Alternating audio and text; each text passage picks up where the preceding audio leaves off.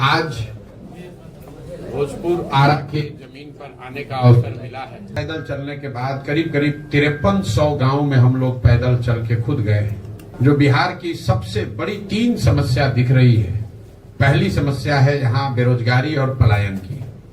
करीब 60% बिहार के गांव, पंचायत, प्रखंड हम लोग पैदल खुद मैं चलकर गया हूँ, वहीं रहता हूँ। समाज का कोई ऐसा वर्ग नहीं है जो इन दोनों समस्याओं से बचा हुआ। आज भोजपुर आरा के जमीन पर आने का अवसर मिला है। करीब 5300 गांव में हम लोग पैदल चल के खुद गए। जो बिहार की सबसे बड़ी 3 समस्या दिख रही है। पहली समस्या है यहाँ बेरोजगारी और पलायन की। लोगों ने 2 साल पद यात्रा की तो ये समझ में आया कि बेरोजगारी और पलायन सिर्फ यहाँ किसी एक वर्ग विशेष का, किसी जिले, किसी प्रखंड, किसी पंचायत की समस्या नहीं है। ये सर्वस्पर्शी समस्या है। समाज का कोई ऐसा वर्ग नहीं है जो इन दोनों समस्याओं से बचा हुआ हो। जैसे पलायन को लेकर हम लोग समझते हैं कि पलायन यहाँ के गरीब लोग करते हैं, ये गरीबों की समस्या है। यात्रा के 2 साल के अनुभव के बाद मैं आपको ये विश्वास के साथ बता सकता हूँ कि बिहार का शायद ही कोई ऐसा परिवार है जो पलायन के दंश को नहीं झेल रहा है। फर्क बस इतना ही है कि गरीब घर का बच्चा मजदूरी करने के लिए पलायन कर रहा है और मध्यम वर्गीय और अच्छे घरों के सामान्य परिवार के बच्चे जो हैं वो पढ़ाई और नौकरी के लिए बाहर जा रहे हैं। लेकिन बाहर जा हर व्यक्ति रहा है। शायद ही कोई ऐसा गांव है जहां पर आपको 30-40% से ज्यादा नवयुवक गांव में मिलते हैं। गांव में जब हम लोग जाते हैं तो ज्यादातर गांव में महिलाएं मिलती हैं, बूढ़े लोग मिलते हैं, बच्चे मिलते हैं। लोगों ने इस बात को जीवन की सच्चाई मान लिया है कि अगर हमारे घर में किसी को कमाई वाला काम करना है, कमाना है, तो उसको घर परिवार छोड़कर बाहर ही जाना है। लोगों ने ये मान लिया है कि अगर मेरा बच्चा अच्छा पढ़ने वाला है तो उसको बिहार के बाहर ही जाना है। लोगों ने ये मान लिया है कि अगर घर में कोई बीमार ज्यादा पड़ जाए तो दवा इलाज के लिए उसको बिहार के बाहर ही जाना है। गांव में शायद ही कोई ऐसा परिवार मिलता है जहां पति पत्नी, बाल बच्चे और माता पिता एक साथ रह रहे हैं। परिवार की परिकल्पना ही खत्म हो गई है। इसी तरह बेरोजगारी जो है ये सिर्फ पढ़े लिखे या अनपढ़ों, गरीब अमीर, अगड़े पिछड़े की समस्या नहीं है। बेरोजगारी का हल ये है कि यहाँ जो लोग समृद्ध माने जा रहे हैं, जिनको 5-10 बीघा जमीन है, छोटा मोटा बिजनेस व्यापार है, वो लोग भी गांव में चलते समय हमारे पास आकर कहते हैं भैया 20,000 रुपया के लिए कुछ भी अपना जमीन बेचने को तैयार है। बेरोजगारी का ये हाल है। तो बेरोजगारी और पलायन के बाद जो दूसरी सबसे बड़ी समस्या दिखी वो है शिक्षा व्यवस्था का बिहार में ध्वस्त हो जाना। हम लोग जैसे लोग बिहार के सरकारी विद्यालय से पढ़े और बिहार में शिक्षा की व्यवस्था बहुत अच्छी कभी नहीं थी। लेकिन आज जो शिक्षा की व्यवस्था है इसमें और पहले वाले में फर्क ये है कि पहले हर जिले में, प्रखंड में 1-2 विद्यालय सरकारी ऐसे जरूर थे जहां पढ़ लिख कर आप आगे बढ़ सकते थे। ये समता मूलक शिक्षा नीति बनाने के नाम पर पूरी शिक्षा व्यवस्था को ध्वस्त कर दिया गया। एक पंक्ति में अगर मैं बिहार की शिक्षा व्यवस्था को बोलूं तो यहाँ पर स्कूलों में खिचड़ी बंट रही है और कॉलेज से डिग्री बंट रहा है। पढ़ाई दोनों में कहीं नहीं हो रहा है। अब आप ये बताएंगे कि ये इतनी व्यवस्था खराब क्यों है? कुछ लोग बताते हैं कि खिचड़ी बंटने से ये स्थिति खराब हो गई। आप में से कई साथियों का ऐसा भी मानना है कि जो शिक्षक हैं, नियोजित शिक्षक, उनकी क्वालिटी, गुणवत्ता खराब होने से शिक्षण व्यवस्था खराब हो गई। इन दोनों बातों में पूरी सच्चाई नहीं है। अगर सिर्फ खिचड़ी बांटने से बिहार की व्यवस्था खराब हो जाती शिक्षा की, तो 6वीं कक्षा से आगे के विद्यालयों में तो खिचड़ी नहीं बंट रहा है। वहां पर पढ़ाई क्यों नहीं हो रहा है? जो लोग ये समझते हैं कि शिक्षकों की गुणवत्ता की वजह से बिहार की शिक्षा व्यवस्था खराब हो गई, आप मुझे बताइए कि पटना साइंस कॉलेज में, आरा जैन कॉलेज में, पटना कॉलेज में, वहां पर पढ़ाई क्यों नहीं हो रही? वहां पर तो नियोजित शिक्षक नहीं पढ़ा रहा है। बिहार में शिक्षा व्यवस्था इसलिए खराब हो गई है कि यहाँ समाज और सरकार, मैं समाज को भी कह रहा हूं, सिर्फ सरकार नहीं, समाज और सरकार दोनों की प्राथमिकता में शिक्षा है ही नहीं। समाज के लिए भी शिक्षा और शिक्षण संस्थाएं सिर्फ और सिर्फ सरकारी लाभ और कुछ योजनाओं का बंटवारे का केंद्र है। गांव में अगर विद्यालय में खिचड़ी नहीं बटी तो अगर उसको साइकिल पोशाक का पैसा नहीं आया, घर के लोग जाकर हेडमास्टर से झगड़ा करते हैं कि भैया हमारा पोशाक का पैसा नहीं मिला, साइकिल का पैसा नहीं मिला। लेकिन उसी विद्यालय में गणित का क्लास अगर साल भर नहीं हुआ, शिक्षक है ही नहीं, तो कोई व्यक्ति जाकर नहीं पूछ रहा है कि हमारा बच्चा गणित कैसे पढ़ेगा, यहाँ तो गणित का टीचर ही नहीं है। तो ये नीतीश कुमार की जो, लालू नीतीश की जो शिक्षा नीति रही है, इसकी वजह से बिहार में जो बचा खुचा था वो भी शिक्षा व्यवस्था पूरी तरीके से खत्म हो गई और इससे इतना बड़ा नुकसान हुआ है।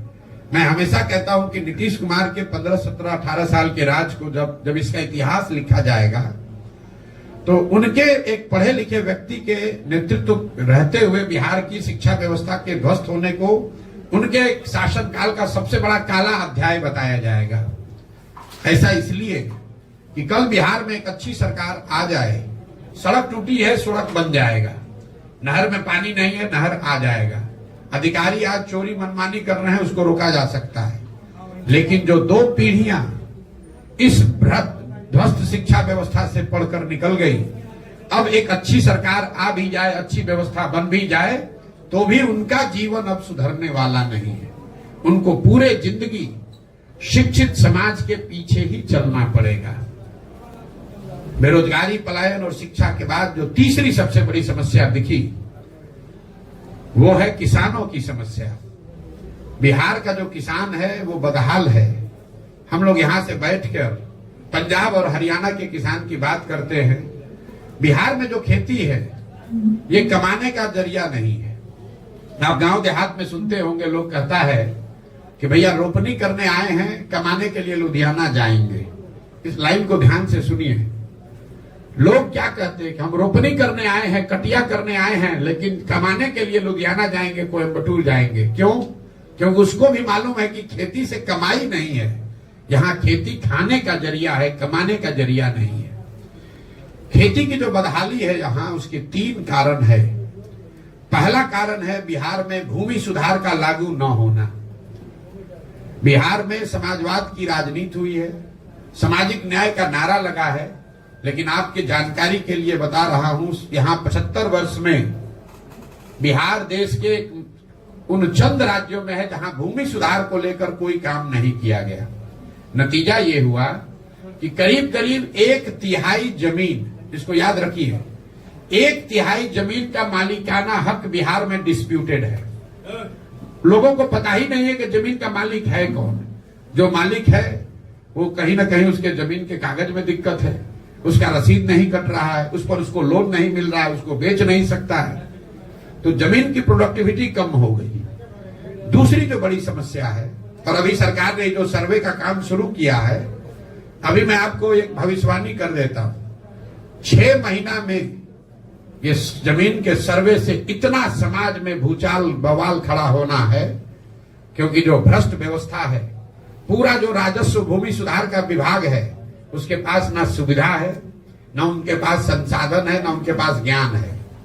पूरी जो राजस्व की व्यवस्था है, एक अंचलाधिकारी, उसके साथ 2-3 कर्मचारी और उस कर्मचारी के साथ जुड़े हुए 5-7 अटर्नी जो कि विशुद्ध तौर पर दलाल हैं, यही लोग चला रहे हैं।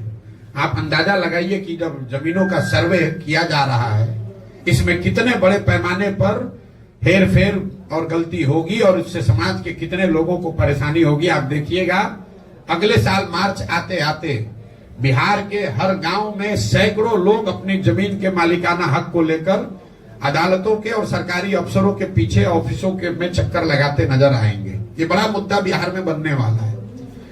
दूसरी जो किसानों की समस्या है वो जल का कुप्रबंधन। यहाँ जो विभाग है उसका नाम है जल संसाधन। ये सबसे ज्यादा लूट वाला विभाग है। आप लोग को बता देते हैं, बिहार में हर विभाग में चोरी है, कोई ऐसा विभाग नहीं जहां चोरी नहीं है, लेकिन जल संसाधन से ज्यादा चोरी कहीं नहीं है। अगर आपको एक मजाक की बात बता देता हूं, यहाँ गठबंधन का सरकार चलता है, सब विभाग का बंटवारा होता है, लेकिन जल संसाधन का बंटवारा आज तक नहीं हुआ है। जो मुख्यमंत्री रहता है उसी के पास जल संसाधन रहता है। क्यों? दूसरे विभाग में चोरी कीजिएगा तो उसका कुछ निशान पीछे छूट सकता है, पकड़ में आ सकता है। ये ऐसा विभाग है जिसमें खुद ही से आप बाढ़ लाते हैं, खुद ही से पैसा लुटवाते हैं, खुद ही से सूखा की स्थिति पैदा करते हैं और चोरी करके फिर अगले साल फिर नया कार्यक्रम बनाते हैं। तो बिहार में जो जल संसाधन कुप्रबंधन है, इसका नतीजा ये है कि यहाँ 50% भूमि, इसको आंकड़े को याद रखिए, 50% भूमि बाढ़ से प्रभावित है, लेकिन बाकी का जो 50% है उसमें आधी से ज्यादा भूमि में जल जमाव की बहुत बड़ी समस्या है।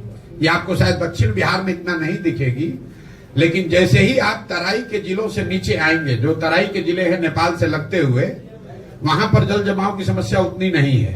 दोनों चंपारण, सीतामढ़ी, मधुबनी, सुपौल, अररिया में उतना जल जमाव की समस्या नहीं है। लेकिन जब आप गोपालगंज जाएंगे, सिवान जाएंगे, सारण जाएंगे, समस्तीपुर जाएंगे, खगड़िया जाइएगा, बेगूसराय जाइएगा, दरभंगा जाइएगा, यहाँ कोई ऐसा पंचायत नहीं है जहां 2-4-5 हजार एकड़ जमीन जल जमाव से नहीं प्रभावित है। एक बार पानी आ गया, वो पानी निकलता ही नहीं है। और तीसरी जो बड़ी बात है, जो दक्षिण बिहार के लिए भी ज्यादा जरूर समझने वाली बात है, बिहार एकमात्र ऐसा राज्य है जहां पिछले 10 साल में सिंचाई वाली भूमि की मात्रा 11% से कम हो गई। दूसरे राज्यों में सिंचाई की सुविधाओं का विस्तार हुआ। पिछले 10 वर्ष में बिहार में सिंचाई की जो व्यवस्था है, वो नहरों के रखरखाव और नलकूप के रखरखाव के अभाव में 11% कम हो गया। आप गांव देहात में चलिएगा तो आप लोगों को दिखता होगा, लोग बताते हैं कि भैया इसोन कैनाल का पानी पहले आता था, अब पानी नहीं पहुंचता है क्योंकि सिल्ट पड़ गया, रखरखाव नहीं हुआ। तो ये आंकड़ा याद रखिए, अगर आज से 10 वर्ष पहले 100 एकड़ जमीन को सिंचाई की सुविधा बिहार में थी, तो वो घट के अभी 89 एकड़ ही रह गया है। लेकिन भूमि सुधार और जल कुप्रबंधन के बाद भी जो यहाँ पैदा हो रहा है, किसानों की जो सबसे बड़ी समस्या है कि जो अनाज यहाँ पर किसान पैदा कर रहा है, वो उसको उचित दाम नहीं मिल रहा है। एक आर्थिक सर्वेक्षण बताता है कि बिहार में किसान जो पैदा कर रहे हैं, उसका उचित दाम न मिलने की वजह से बिहार के किसानों को हर साल, इसको याद रखिए, प्रति वर्ष 15 से 20 हजार करोड़ रुपए का नुकसान हो रहा है। ये पूरा जो शाहबाद का एरिया है, ये धान का कटोरा लोग कहते हैं, यहाँ धान की खेती होती है। मैं आपको चुनौती दे रहा हूं, आप मुझे कोई किसान दिखाइए जिसने 2100 रुपया में, 2200 रुपया में अपना धान पिछले 2 वर्ष में बेचा हो। हर किसान यहाँ 1400, 1500, 1600 में ही अपना धान बेचा है। जो पैक्स की व्यवस्था है यहाँ, उसका आंकड़ा सुन लीजिए। हम लोग कहते हैं कि पंजाब में, हरियाणा में किसान बहुत धनी है। भैया पिछले 10 वर्ष में पंजाब में 70% धान और करीब 75% गेहूं सरकारी समर्थन मूल्य पर सरकार के एजेंसियों के द्वारा खरीदा गया है। बिहार में पिछले 10 वर्ष में 13% धान, याद रखिए 13% धान और 1% गेहूं ही सरकारी एजेंसियों के द्वारा, पैक्स के द्वारा सरकारी समर्थन मूल्य पर खरीदा गया है। तो 2000 का धान जब किसान 1400-1500 में बेचेगा तो स्वाभाविक है कि उसको नुकसान होगा ही होगा। तो ये किसानों की जो 3 बड़ी समस्या है, भूमि सुधार का लागू न होना, जिसकी वजह से भूमि की, जमीन की प्रोडक्टिविटी और उसमें इन्वेस्टमेंट कम हो रहा है, दूसरा जल का कुप्रबंधन, और तीसरा फसलों के दाम का न मिलना। ये 3 बड़ी समस्याओं के बाद जो 3 सबसे ज्यादा सुने जाने वाले शब्द रहे पदयात्रा में, वो है अधिकारियों की मनमानी, दूसरा है सरकारी विभागों में फैला हुआ भ्रष्टाचार, और तीसरा है कट मनी, जो यहां पर हर सरकारी योजना में कमीशन काटा जा रहा है।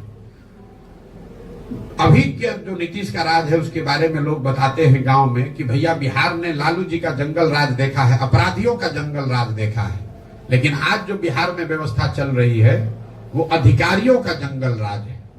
यहाँ के अधिकारियों की मनमानी है, वो जो चाहेंगे वही करेंगे। कि सरकारी योजना चाहे केंद्र की हो या राज्य की, व्यवस्थित तरीके से उसमें कट जरूर लगना है। कहीं 10% है, कहीं 40% है। मनरेगा में 40%। तो आपको ये प्रधानमंत्री जो अनाज की योजना है, उसमें 30 से 32 रुपए प्रति क्विंटल अनाज के में से पैसा लोग ले रहे हैं। यही वजह है कि आप गांव में देखते होंगे कि लोगों को 5 किलो नहीं, 4 किलो अनाज मिल रहा है। और ये जो 30-35 रुपए प्रति क्विंटल अनाज में पैसा काटा जा रहा है, ये बाजाप्ता विधायकों का भी उसमें हिस्सा है। मैं आपको कैमरे पर कह रहा हूं, अगर आपको रोजगार चाहिए तो या तो शराब का अवैध कारोबार कीजिए, बालू के अवैध खनन में शामिल हो जाइए, दोनों में काम नहीं चल रहा है तो अनाज वाला माफिया से जुड़ जाइए।